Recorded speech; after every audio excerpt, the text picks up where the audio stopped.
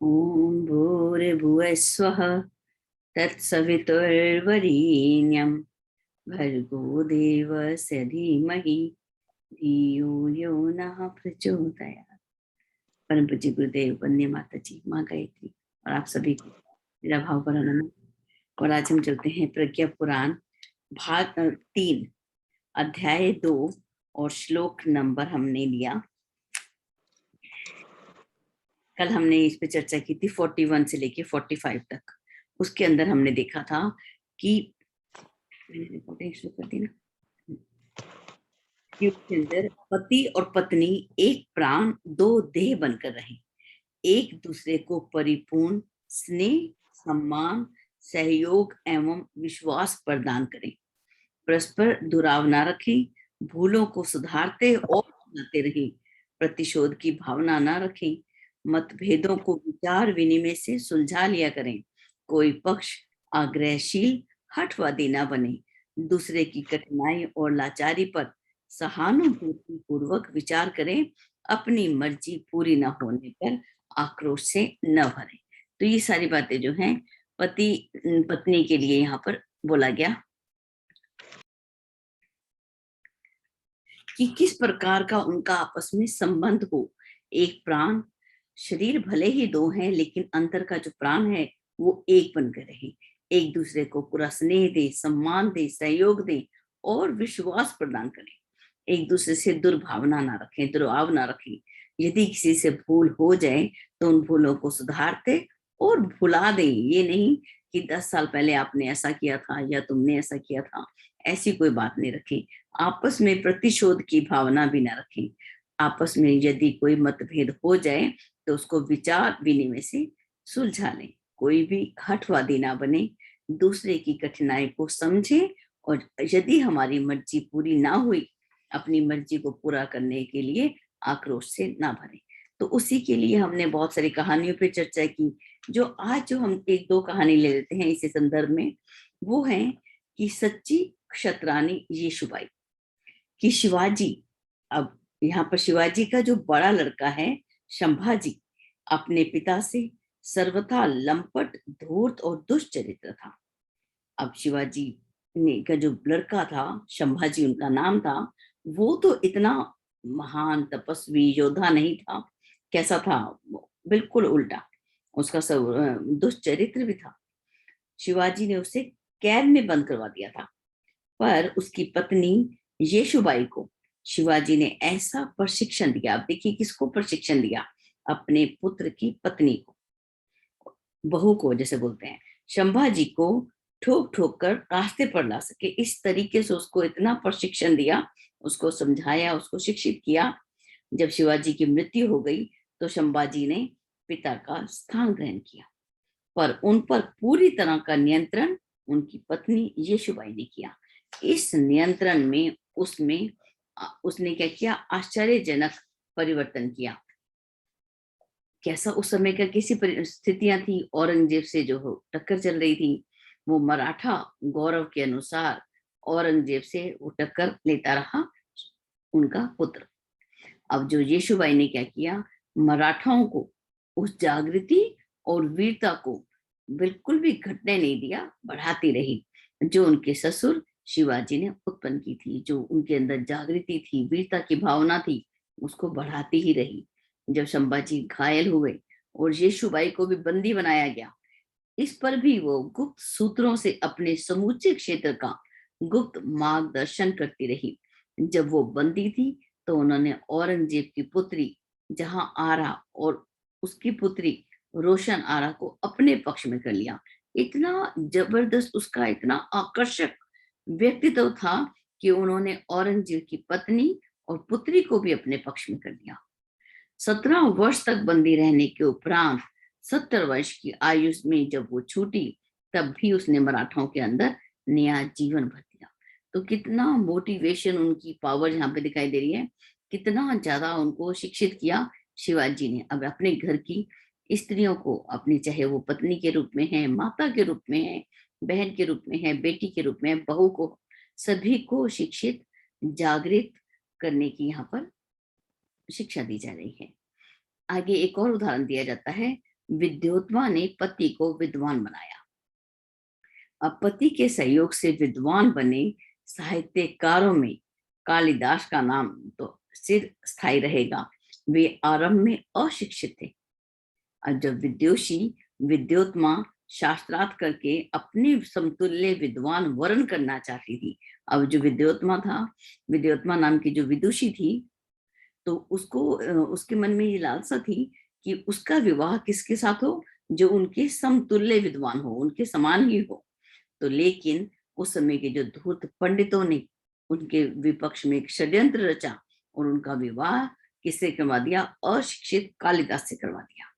अब जब उनको पता चला तो उन्हें बड़ा दुख हुआ, पर स्वयं उन्हें पढ़ाने में लग गई।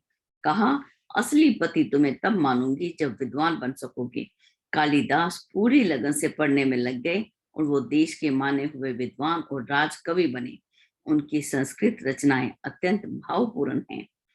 पत्नियां भी पति को सुयोग्य बना सकती हैं, इसका कालिदास चरित्र जीता जागता उदाहरण है। अब यहाँ पर ये भी है कि पति ही पत्नी को नहीं बढ़ाता, पत्नियां भी अपने परिवार को आगे बढ़ा सकती हैं, सुयोग्य बना सकती हैं। अपने पति की गुरु बनके, मार्गदर्शिका बनके, वजीर बनकर उसका मार्गदर्शन करती हैं। आगे चलते हैं श्लोक नंबर 46 की ओर। सहिष्णुता के सहारे ही मैत्री का निर्वाह होता है। संसार में कोई भी दो मनुष्य एक जैसी प्रकृति के नहीं होते, फिर भी बलपूर्वक किसी को अपनी मर्जी पर चलाने के लिए बाधित तो नहीं किया जा सकता। इस तरह काम करा लेने पर काम ना होने से अधिक व्यथित करने वाला बड़ा संकट उत्पन्न होता है। अस्तु, मतभेदों को पनपने का अवसर ही न दिया जाए। यदि ऐसी स्थिति आए तो उन्हें सहन करते हुए काम चलाया जाए। नारी पतिव्रत धर्म का और नर पत्नी व्रत धर्म का निष्ठा पूर्वक निर्वाह करे, यही दैवी जीवन है। अब यह दैवी जीवन कैसा होता है उसके अंदर बताया कि देखिए, अपने आप को बड़ा सहनशील होना चाहिए। एक दूसरों की जो उनकी आदतें हैं, स्वभाव है, गुण है, कर्म है, उनको अपने अंदर सहनशीलता से उनको धारण करना चाहिए। उसी के सहारे जो है मित्रता का, मैत्री का निर्वाह होता है। संसार में कोई भी दो मनुष्य एक जैसे हो ही नहीं सकते। और क्योंकि यदि दो व्यक्ति एक जैसे, कभी आपने देखा है कि किसी एक वृक्ष के दो पत्ते भी एक जैसे हों, सभी के फिंगरप्रिंट्स ले लिए जाएं तो सभी के अलग अलग होते हैं। क्यों? क्योंकि ईश्वर जो है वो एक है, अद्वितीय है। उसकी कोई हम कार्बन कॉपी हमको कहीं भी नहीं मिलती, कहीं भी, क्योंकि उस पर आरोप हो जाएगा कि उसने डुप्लीकेट बना दिया। नहीं, यहाँ पर हर व्यक्ति एक अलग पहचान है। हर जीव, हर एक पत्ता, कोई किसी के साथ नहीं मिलता। तो एक जैसी प्रकृति किसी की कैसे हो सकती है? दो मनुष्य एक जैसी प्रकृति के हो ही नहीं सकते। फिर भी बलपूर्वक किसी को अपनी मर्जी पर चलाने के लिए बाधित भी नहीं किया जाता। और यदि ऐसा किया जाता है तो बड़ा संकट उत्पन्न होता है। इसीलिए मतभेदों को बिल्कुल उत्पन्न होने ही नहीं देना चाहिए। ऐसी स्थिति आ जाए, यदि मतभेद आ जाते हैं तो उन्हें सहन करते हुए काम चलाया जाए। अब देखिए, यहाँ पर गृहस्थ धर्म, गृहस्थ जीवन हम कैसे चलाएं, इसके ऊपर हमें समझाया जा रहा है कि यदि एक व्यक्ति जो है आपस में पति पत्नी का सामंजस्य कैसे हो। अब देखिए, मतभेद तो आएंगे ही, इकट्ठे रह रहे हैं तो कहीं ना कहीं आपस में गुस्सा भी आ जाएगा, विचारों में भिन्नता भी आ जाएगी। तो उनको हम कैसे सहन करें, इसके ऊपर यहाँ पर हमें कहानियों के माध्यम से भी आगे बताया जाएगा। तो चलते हैं इसकी व्याख्या की ओर। कहते हैं, पारस्परिक सौजन्य के सहारे ही दो साथियों की मैत्री निभती है। अब आपस में सज्जनता, सौजन्य है तो दो साथी आपस में मित्रता पूर्वक रह सकते हैं। जिन्हें जीवन भर के लिए एक गठबंधन में बांध दिया है, उन्हें तो सहनशीलता का अभ्यास और भी अच्छी तरह करना चाहिए। स्वभाव दो व्यक्तियों के एक जैसे नहीं होते, पर समझा बुझाकर, तालमेल बिठाकर ऐसी रीति नीति बनाई जा सकती है जिससे कि दो व्यक्तियों के आपस में टकराने की स्थिति न आए। पारस्परिक मतभेद पनपने और कोई एक पक्ष भी यदि सामयिक रूप से उन्हें अधिक न बढ़ने देने के लिए संकल्पित है, तो वो आगे आने वाले समय में स्वयं ही जो मतभेद हैं वो तिरोहित हो जाते हैं। और जब वस्तु स्थिति का पता चलता है, तब लगता है कि उस समय की मन स्थिति, उस समय की परिस्थिति के अनुसार किस प्रकार से हमने आवेश में आकर छोटी सी बात को इतना बड़ा तार का रूप दे दिया, इतना बड़ा उसको बतंगर सा बना दिया। आगे चलते हैं कहानी की ओर। हर स्थिति में प्रसन्न। अब देखिए, हर हाल मस्त, ये हम लोग जब 5 कोश की साधना करते हैं तो उसमें आनंदमय कोश की साधना आती है। उसमें कैसे होती है? साधो सहज समाधि भली, ऐसी स्थिति जो बिल्कुल ही सहज भाव में हो, बिल्कुल सहज, हर हाल मस्त, ऐसी स्थिति जब व्यक्ति की आ जाए तो इसके यहाँ पे उदाहरण दिए जा रहे हैं। कहते हैं कि पत्नी यदि भिन्न स्वभाव की है तो क्या हुआ, रीति नीति अपनाकर जीवन तो सुखपूर्वक जिया जा सकता है।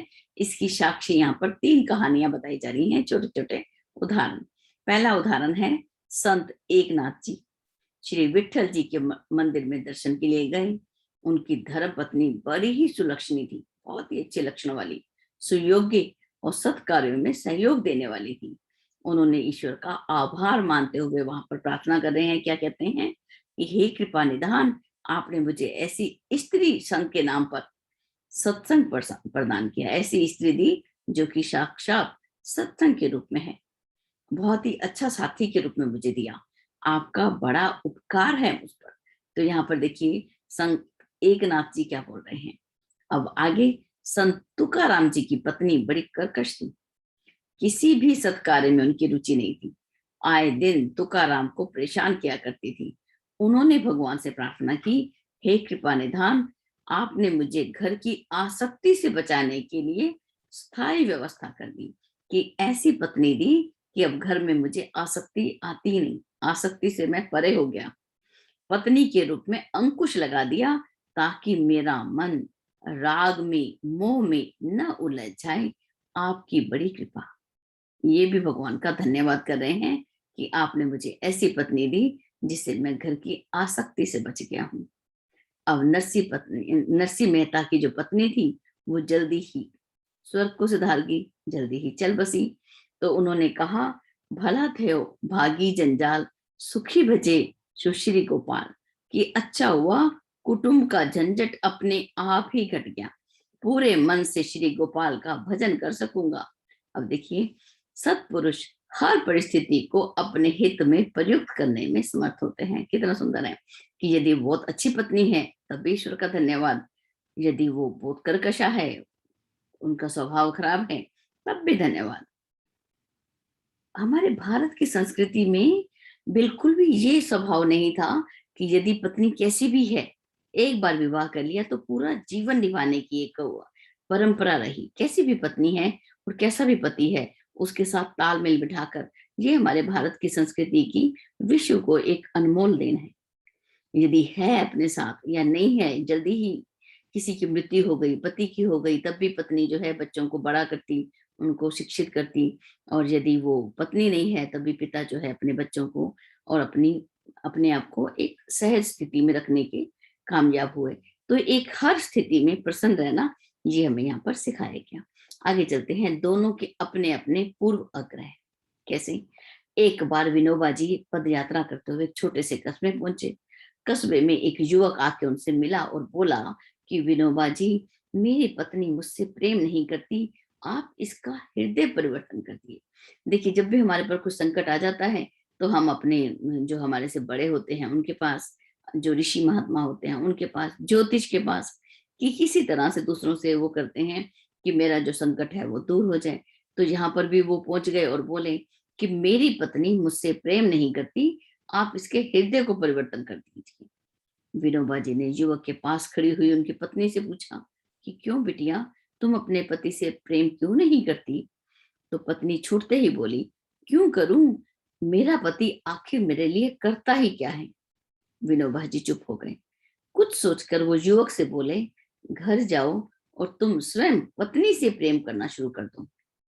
उन्होंने अच्छा सजेशन दिया, अच्छा सुझाव दिया, लेकिन ये सुनकर जो युवक था वो भड़क पड़ा, गुस्सा आ गया कि लोगों ने झूठ मूठ ही आपके बारे में फैला रखा है कि आप हृदय परिवर्तन करने में माहिर हैं। हमने देख लिया आपकी असलियत, आप तो कुछ भी नहीं जानते, ऐसे बोल दिया उनको, विनोबा जी को। विनोबा जी चुप हो गए, युवक चला गया। तो उनके एक शिष्य ने विनोबा जी से कहा, क्या बोलता है शिष्य विनोबा जी से कि ये तो आपकी अब बहुत बदनामी करेगा, आपको चाहिए था कि उसकी पत्नी को भी कुछ समझाते बुझाते। विनोबा जी ने कहा उससे कोई लाभ ना होता, पत्नी कुछ सुनना नहीं चाहती, दूसरा उसे सुनने की आवश्यकता भी नहीं थी, युवक भी कुछ सुनना नहीं चाहता, हालांकि उसे सुनने की जरूरत थी। समझदार आदमी का काम ये है कि वह पहले अपनी बात कहने से पहले परामर्श देने वाले मित्र एवं जीवन साथी की बात को पूरी तरह समझने का प्रयास करें, आवेश में ही अपनी अभिव्यक्ति न करते। और देखिए यहाँ पर जो एक कहानी है, छोटा सा एक उदाहरण दिया गया कि अब पत्नी, बहुत सारी पत्नियां ये शिकायत करती हैं कि मेरा पति मुझसे प्रेम नहीं करता, या पति कहता है कि मेरी पत्नी मेरे से प्रेम नहीं करती।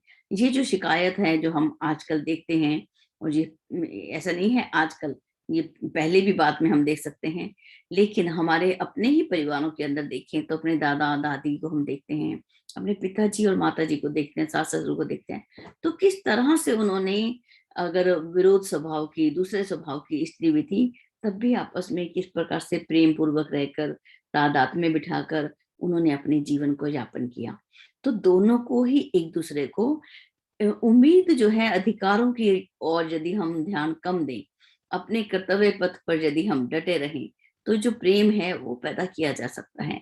ऐसा नहीं है कि हमें केवल उम्मीद करनी है, आशा ही करते रहना है कि मेरा पति मुझसे प्रेम करे। हम भी तो प्रेम कर सकते हैं, और जब हम किसी के प्रति प्रेम भाव रखते हैं तो दूसरा व्यक्ति भी हमसे प्रेम भाव रखता ही है। तो और दूसरी बात, जब हम दूसरों को, जब हम किसी के पास जाते हैं सजेशन के लिए कि आप मुझे सुझाव दीजिए या मैं क्या करूं, एक प्रश्न लेके जाते हैं, तो जो सलाह देने वाला है, अनुभव देने वाला है, आपको सिखाने वाला है, उसकी बात को हमने ध्यान से सुनना है और उस पर हमने अमल भी करना है, धैर्य पूर्वक उसकी बात को सुनना है, ना कि आवेश में आकर उनका अपमान कर देना है। आगे दूसरे अगला एक उदाहरण आता है, उसको देखते हैं। सही अर्थों में एक दूसरे को समर्पित। अब ये एक और समर्पित परिवार की कहानी आती है। श्रीनगर कश्मीर में जन्म हुआ उर्मिला नाम की एक लड़की, जो ठेकेदार की बेटी थी। वह पढ़ती रही और पढ़ाती रही। किशोर अवस्था में ही उसने महिला समाज की बड़ी सेवा की। जब बड़ी हुई तो उनका विवाह मेरठ के धर्मेंद्र नाथ शास्त्री से उनका विवाह हुआ। उर्मिला भी शास्त्री थी। वे एक स्कूल में अध्यापिका हो गई। पति प्रोफेसर के गृह कार्यों के अतिरिक्त वह पति समेत सार्वजनिक सेवा में, विशेषकर महिला उत्थान में लगी रहती। अब देखिए, दोनों ही यहाँ पर नौकरी कर रहे हैं, वो प्रोफेसर हैं, वो अध्यापिका हैं, वो साथ साथ अपने घर के काम भी करती, अपने स्कूल में भी पढ़ाने जाती, और उसके बाद का जो समय बचता वो किस में लगाती, महिला उत्थान में लगी रहती। सन 1930 का स्वतंत्रता संग्राम जब आरंभ हुआ तो उसे आगे बढ़ाने में उर्मिला जी अपने मनोयोग से, प्राणपत से लग गई। उनकी संगठन और आंदोलन की क्षमता अद्भुत थी। मेरठ शहर को ही नहीं, पूरे जिले को उन्होंने जगा दिया। सत्याग्रह आंदोलन में वो सबसे आगे रही। महिला संगठन उन्होंने अलग से खड़े कर दिए, और उनकी 5,000 उनके सदस्य थे उसमें। उर्मिला को 2 बार जेल जाना पड़ा, फिर भी वे पूरे उत्साह के साथ आजादी की लड़ाई रानी लक्ष्मीबाई की तरह लड़ती रही। उनके द्वारा जो स्थापित हुए उर्मिला शिशु विद्यालय अभी भी सफलतापूर्वक चल रहा है। वो अब नहीं रही, लेकिन उनका दाम्पत्य जीवन द्वारा जो स्थापित आदर्श है वो आज भी जिंदा है। पति पत्नी मिलकर एक दूसरे को सहयोग दें, एक दूसरे को आगे बढ़ाएं। हमें जब भी हम समाज सेवा के क्षेत्र में आगे बढ़ें तो हमें वो लड़ाई अपने घर से ना करनी पड़े। मोस्टली हम क्या देखते हैं कि सबसे पहले हमारा विरोध कहाँ होता है, अपने ही घर की दहलीज पर। अपने ही परिवार के लोग जो हैं हमें रोकते हैं। तो वो जो विरोध है, पति पत्नी एक दूसरे का सहयोग करें, विरोध ना करें। परस्पर सहयोग की फलदायी परिणति। विश्वविख्यात संगीतज्ञ पाठक लोकासाल कहा करते थे कि दुनिया को मरने से बचाने के लिए सबसे बड़ा संरक्षक कौन हो सकता है, वो है संगीत। मार्टिन लूथर, उन्होंने भी कहा कि मनुष्य जाति को भगवान द्वारा दिए गए सबसे भव्य वरदानों में से एक वरदान कौन सा है? संगीत जो है मनुष्य को एक वरदान के रूप में दिया। अब इसी के ऊपर उन्होंने बताया कि सुजुकी ने अपनी पत्नी ऐसी ढूंढी जिन्होंने मिशन में कंधे से कंधा लगाकर और कदम से कदम मिलाकर चल सके। और ये सारे उदाहरण दिए गए जिन्होंने संगीत के माध्यम से साधना की। इसके अंतिम पैराग्राफ को ले लेते हैं कि सुजुकी कहते हैं, शुद्ध संगीत मनुष्य में भाव संवेदना जगाता है, अनुशासन, सहिष्णुता और कोमलता जगाता है। हृदय को सुंदर बनाने में संगीत की अपनी भूमिका है। उनकी पत्नी कहती है, हम लोग चाहते हैं कि जापान का बच्चा बच्चा सहृदय और आदर्शवादी भावनाओं से सुसंपन्न बने। इसी लक्ष्य के लिए हम लोगों ने अपने को एक अच्छे उद्देश्य के लिए समर्पित किया है, संगीत की साधना की है। अब देखिए आगे क्या लिखते हैं कि दोनों पति पत्नी जिस लक्ष्य को लेकर एक दूसरे के साथ कंधे से कंधा मिलाकर चले, उसने अनेक को प्रेरणा एवं नया जीवन दिया। सहयोग की परिणति हमेशा महान होती है। जो भी मिलजुल कर काम करेंगे, सहयोग करेंगे, कंधे से कंधा मिलाकर परिवार जो चलेगा, वो एक बहुत आदर्श परिवार होता है। अब देखिए पति पत्नी है, जब एक लक्ष्य निर्धारित करना होता है कि हमने क्या करना है, अपने जीवन का एक लक्ष्य प्रारंभिक जीवन में ही, जब दाम्पत्य जीवन की प्रारंभ हो, उसी समय हमें अपना लक्ष्य जो है निर्धारित कर लेना चाहिए। किस प्रकार से कि देखिए अभी जब विवाह हुआ उस समय अपने माता पिता की जिम्मेवारी भी होती है, छोटे बहन भाई भी होते हैं, और समय के अनुसार जब अपने भी बच्चे होते हैं तो सबको शिक्षित करना, स्वावलंबी करना, सुसंस्कारी बनाना, केवल अपने ही नहीं, अपने आस पड़ोस के, अपने समाज की, अपनी अपनी गली मोहल्ला बढ़ाते जाइए अपने अपने क्षेत्र को, और बढ़ाते बढ़ाते देखिए संगीत की साधना के माध्यम से उन्होंने किस प्रकार से सबको ही जागृत किया, सुहृदय बनाया। हर व्यक्ति के अंदर अच्छा कोमल भावनाएं हो, सुंदर भावनाएं, ठीक है, अनुशासन में रहना, सहनशील बनाना और कोमलता, अंदर के अपने अंदर की कोमलता, ममत्व, ये जो सबके अंदर जग जाए, वो कौन जगा सकता है? संगीत। और सबको आपस में पति पत्नी को किस प्रकार से चलना है? कंधे से कंधा मिलाकर चलना है। आगे चलते हैं, एक और छोटी सी कहानी। जो है उस पर संतोष, जो है हमारे पास उसी में हमें संतोष रखना चाहिए। अब कैसे? छोटी छोटी बातों से गृहस्थी में व्यवधान नहीं आना चाहिए, समझ बूझ से काम लेना चाहिए। तो यदि हम समझ बूझ से काम नहीं लगते तो बाद में हमें मालूम होता है कि हमने कितना गलत काम किया। बाद का समय जो हमें, जब हम थोड़े से बड़े हो जाते हैं तो हम अपने पिछले समय को देखें और मन में ये महसूस हो कि हमने कितना गलत किया, तो पहले ही हमें सावधान हो जाना चाहिए। कहते हैं एक व्यक्ति का नाम था ठनठन पाल।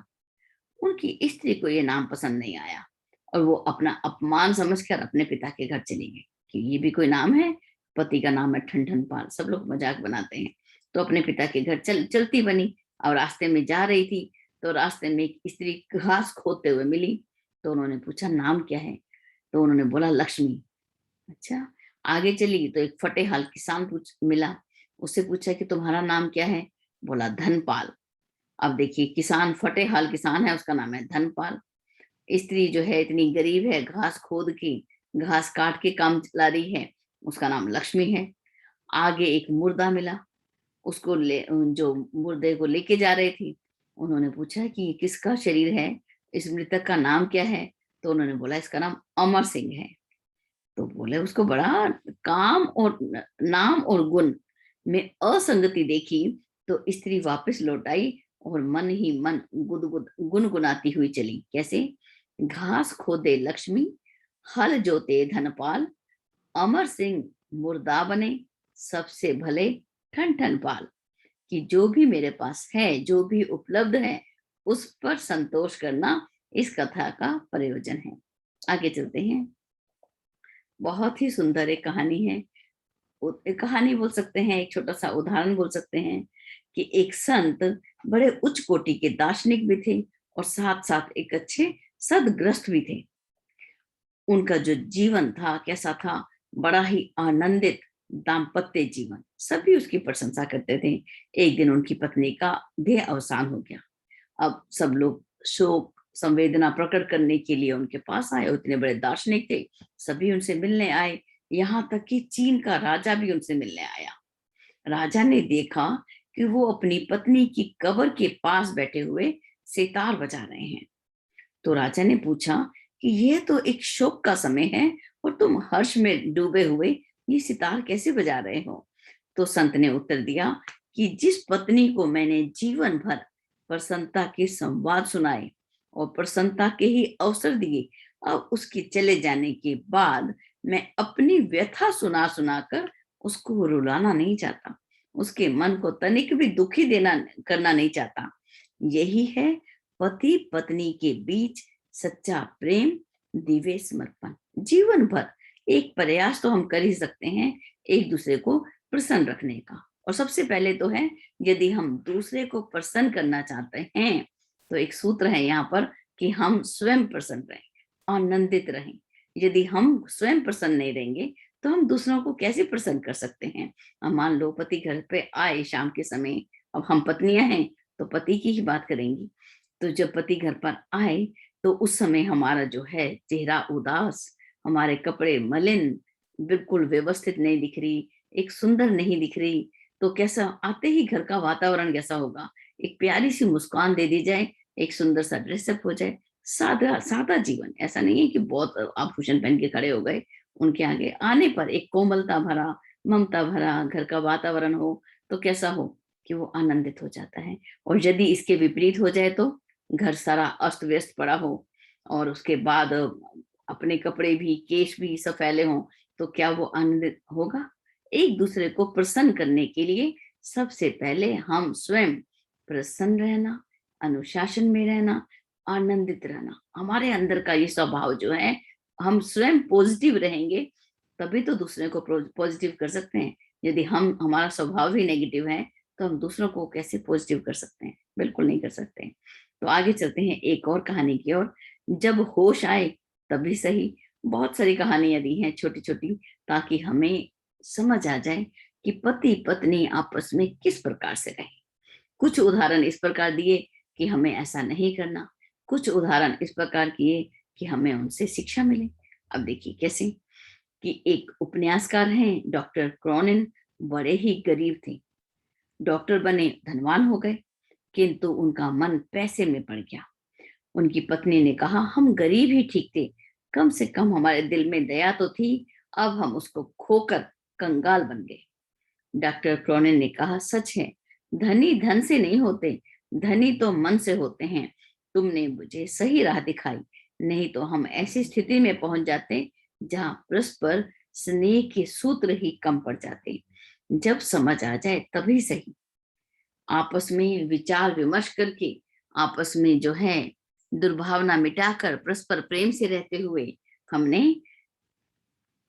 दूसरों को भी, एक दूसरे को प्रसन्न रखना है, एक दूसरे का हित देखना है। तो उन्होंने क्या बताया कि देखिए, अब जो है पत्नी घर के अंदर यदि आर्थिक संकट आ जाए और पत्नी उस समय पूरा सहयोग दे तो उसकी परीक्षा होती है। और घर में बहुत धन आ जाए, बहुत ज्यादा धनवान हो जाए, तो उस समय कहते हैं पति की परीक्षा होती है। वो धन की मद में इतना चूर हो जाए कि अपनी पत्नी जिसने जीवन भर साथ दिया था उसकी ही उपेक्षा करने लगे, तो वो समझे कि वो जीवन में असफल हो गया। तो उस सफलता असफलता के समय हमें ध्यान कर लेना है कि हमें किस समय सबसे बड़ा धैर्य रखना है। कि देखिए, जब विपरीत परिस्थितियां आई तो उस समय भी परिस्थितियां बिल्कुल विपरीत हैं, तो क्या हुआ? अनुकूल हो जाएंगी। हमने अपनी मन स्थिति को अनुकूल बनाए रखना है। घर में धन की कमी है तो क्या हुआ? अब किसी को क्या मालूम हमने क्या खाया है? सादा जीवन, बिल्कुल सिंपल, बिल्कुल साधारण। वो ऑफ द टाइम मुझे तो अच्छे से याद है, जब मेरे पास भी ऐसा समय नहीं है कि बहुत जीवन हमेशा एक जैसा नहीं रहता, तो कड़ी बनाकर मैंने अपने बच्चे पाले। मैं बोलती हूँ ये बात कि मैंने अपने बच्चे कड़ी बनाकर, कड़ी खिला के बच्चों को मैंने बड़ा किया है। तो कड़ी कितना इजी होता है हमारा पंजाबी भोजन में। थोड़ी सी लस्सी ली, उसमें बेसन मिलाया और खाना बन गया। और संकीर्णता मन में बिल्कुल भी नहीं थी। केवल मेरे ही बच्चे नहीं खाएं, आस पड़ोस के बच्चे भी खाएं। इसी तरीके का दलिया बनाया, खिचड़ी बनाई, इस तरीके का जो खाना जो है बढ़ जाता है, बढ़ के बनता है। उस तरीके से मन बड़ा रखें तो सब कुछ अच्छा हो जाता है। मन छोटा रहता है तो हमेशा ही आप देख लेना कि पॉकेट भी कभी बड़ी हो भी जाएगी ना, तब भी बड़ी नहीं हो सकती। वो हमेशा जितना बड़ा मन उतनी बड़ी जेब अपने आप से होती चली जाएगी। चलते हैं एक और कहानी की ओर, तपस्वी गांधारी एवं उनकी संयम साधना। अब देखिए संयम, कितना बड़ा संयम जो है यहाँ पर गांधारी का बताया जा रहा है। गांधारी धृतराष्ट्र की पत्नी थी, धृतराष्ट्र अंधे थे, तो गांधारी ने भी अपनी आंखों पे पट्टी बांधी और उसी स्थिति में रहना आरंभ कर दिया ताकि किसी का रूप देखकर वो विचलित ना हो सके।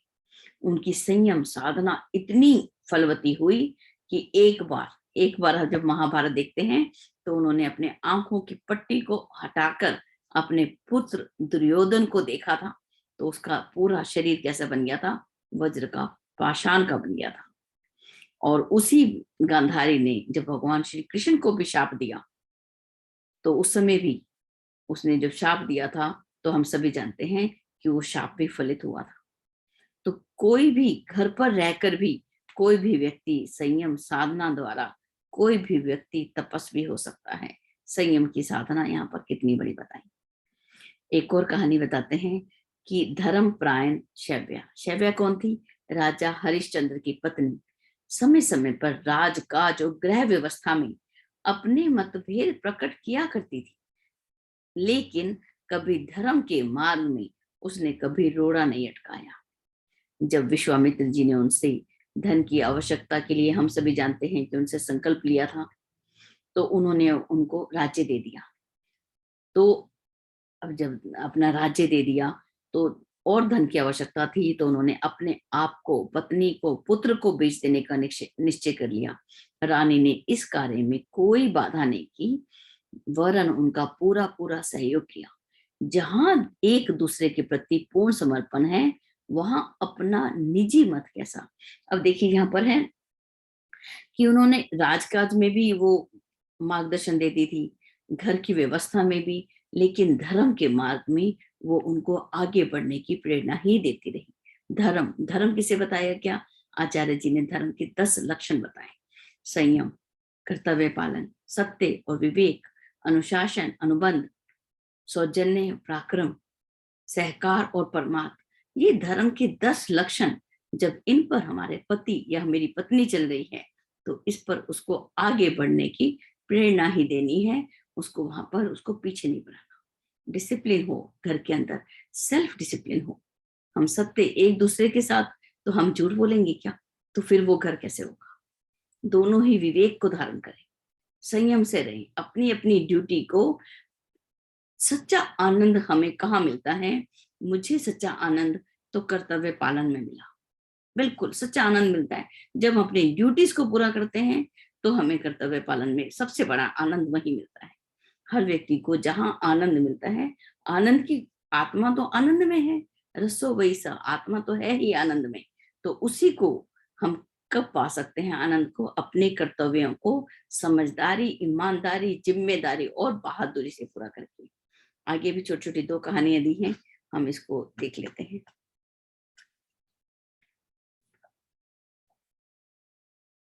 इंग्लैंड के एक प्रसिद्ध विद्वान टॉमस कूपर, उन्होंने एक डिक्शनरी तैयार करने में लगे हुए थे, शब्दकोश बना रहे थे। वो उसमें इतना खोए रहते थे कि घर की किसी बात में उनका ध्यान नहीं रहता था। अब पत्नी ने देखा कि मेरे पत्नी तो इतने व्यस्त रहते हैं, तो वो जब एक पत्नी जब देखती है कि सारा काम उसे ही करना पड़ता है, पूरा धन भी उसी को कमाना है और घर की व्यवस्था भी उसी को चलानी है, बच्चों को भी पढ़ाना है, माता पिता की सेवा भी करनी है, तो उस समय वो चिढ़ भी जाती है।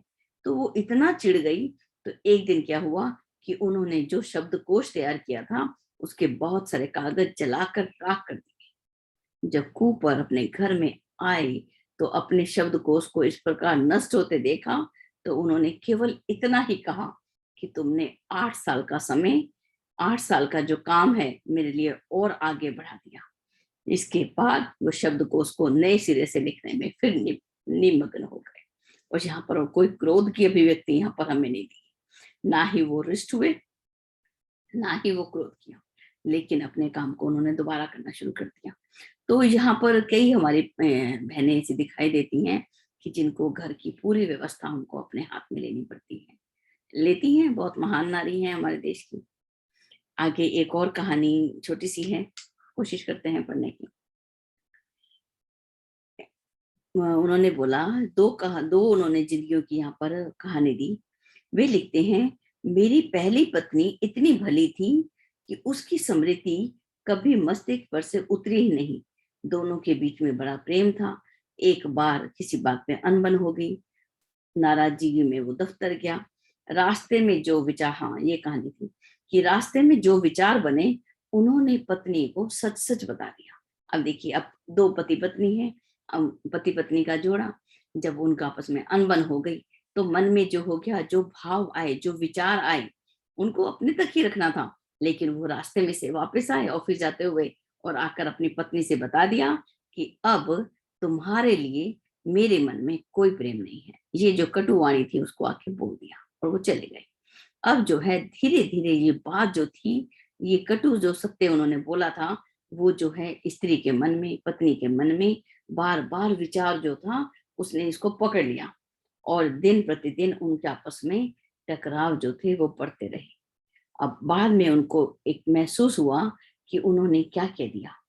यदि उस सत्य को छिपाए रहते और असत्य भाषण करते तो उनका जो मन का जो पाप है वो हल्का रहता। यहाँ पर यदि झूठ भी बोलना पड़े कि मैं तुमसे प्रेम नहीं करता, ये क्या बात है? अगर मन में प्रेम नहीं आया तो इस समय थोड़े 2-4 मिनट की बात है, बाद में समय पलटेगा तो वापस प्रेम आ जाएगा। तो ऐसे शब्द यहाँ पर हमें याद रखना चाहिए। देखिए क्या बोल रहे हैं यहाँ पर कि अप्रिय सत्य की तुलना में प्रिय सत्य को वरीयता दी है। ठीक है, अप्रिय सत्य कभी भी किसी को भी नहीं बोलना चाहिए। ये व्यवहारिक शिष्टाचार है। जो बात जीवन साथी के मन में चुभती हो उसे कहने से बचा जाए। अब कई बार हमें पता चल जाता है कि मेरी पत्नी किस बात पे नाराज होगी और मेरी पत्नी किस बात पे खुश होगी, और यदि हम उसको नाराज करने का प्रयास करें, कटु सत्य बोलें, जो उसको अप्रिय सत्य बोलें, तो उससे क्या होगा? परिवार कभी भी सुखी नहीं होता। तो आगे चलेंगे, श्लोक नंबर 51, इसको हम कर लेते हैं। तो इसी के साथ हम यहाँ प्रज्ञा पुराण को यहीं पर विराम करते हैं। आप सभी का बहुत बहुत धन्यवाद। इसके बारे में हमने क्या समझा और किस प्रकार से हम इसको अपने जीवन में धारण कर सकते हैं, वो हम आपस में विचार विमर्श दें। और YouTube पर भी जब हम इसका लिंक डालते हैं तो उसमें भी कमेंट बॉक्स में हमें मार्गदर्शन करें, हम इसको किस प्रकार और अच्छा बना सकते हैं। जय गुरुदेव, सभी को मेरा प्रणाम।